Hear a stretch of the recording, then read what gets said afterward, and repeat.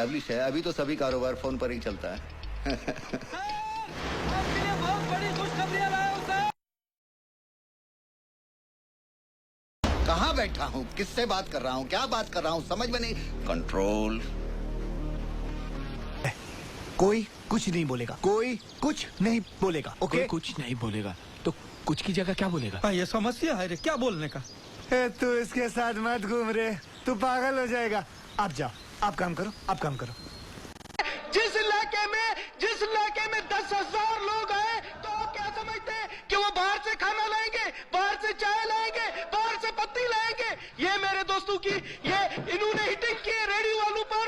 मैं उन रेडी वालों का साथी हूँ और आप देखें कि उन रेडी वालों ने हजारों नहीं लाखों रुपए कमाए इस रैली से। और साथ में मैं आपको बता दूं कि पूरे मुल्क में हमारे बलूचिस्तान का नाम रोशन हुआ है। हारने का डर और जीतने की उम्मीद, इन दोनों के बीच जो एक टेंशन वाला वक्त होता है ना, हाँ, कमाल का होता है। इतनी शिद्दत से मैंने तुम्हें पाने की कोशिश की है कि हर जर्रे ने मुझे तुमसे मिलाने की साजिश की।